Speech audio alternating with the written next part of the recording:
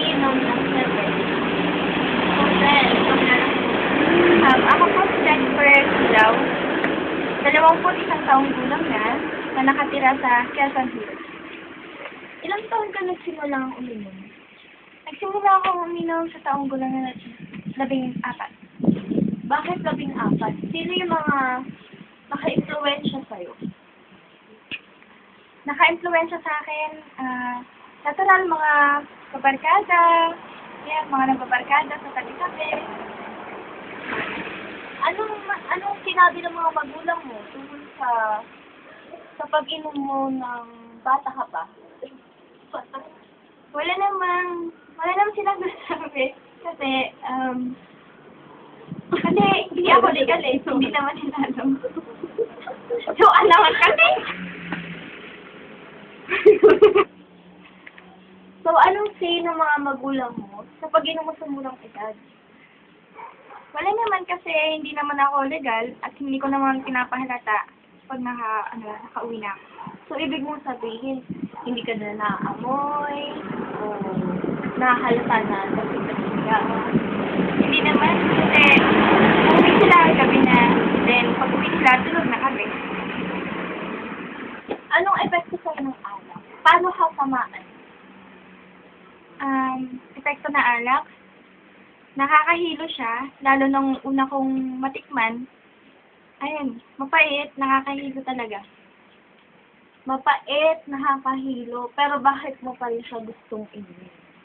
Kasi nakakalimot siya ng problema ng panagritan lang. Pero na-realize ko at now na hindi lang pala siya nakakaalis ng problema. Hindi pala nakakaalis ng problema, hindi nakakalimot lang. Ano pa mga problema ko? Ganun ba kalalim kaya kailangan mo iinom kasama yung mga kapagkala mo? Tsaka hindi lang rin yun. Kasi pag nag-iinuman kami, yung jamming, yung samahan na nabubuo. Oo, kasi masaya kayo pagka magkakasama nila. Paano ka uminom? Umiinom ako ng tama lang, yung hindi ako nalalasing, yung kaya ko pa yung sarili ko. Nakakontrol mo ba? Paano pagka hindi mo na-control? Nangyari na ba sa'yo to? Yung nalasig ka na, may ginawa kang hindi mo gusto, or hindi mo alam, nangyari na ba yun? Oo, nangyari na sa akin na noon. Yung hindi ko talaga na-control. Kasi, dire-diretso yung ikot ng baso. Hindi ko na malaya na marami na pala akong nainom. Ang hindi ko lang na nagawa ko is, nakalimutan ko kung ano yung mga nangyari. Yan. Sabi mo hindi ka nila sa magulang mo. Ang mga magulang mo ba hindi umiinom ng alak? Umiinom din, pero hindi yung palagian. Parang occasionally. Pag may okasyon lang. So, mas lakas ka uminom sa kanila? Hindi ko masabi kasi basta hindi ko masabi. So, ano gusto mong sabihin sa mga kabataan?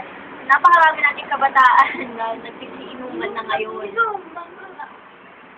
Ang masasabi ko lang sa mga kabataan ngayon, ang alak, masarap, lalo't pag may kasama ka. Pero, kapag nasobrahan na, hindi na maganda yung dulot sa katawan natin. Sa mga, ano ang masasabi mo dun sa mga nangyayari dito sa paligid natin? Marami tayong nababalitaan na nagagahasa, nabubugbog, napapatay dahil sa pag-inom. Ano masasabi mo sa ito? Sa mga ganong balita, umiwas na lang tayo. Sa mga ganyang mga nababalitaan sa ating paligid, ang masasabi ko lang, minsan kasi ang kabataan, sinasobrahan nila. Kung hindi sa tiyan pinupunta naman sa utak. Kung ano-ano na yung nagagawa, minsan nag-uunahan kung sino yung unang malalasing, gano'n. Online. Ayun. At Yun. Ayun.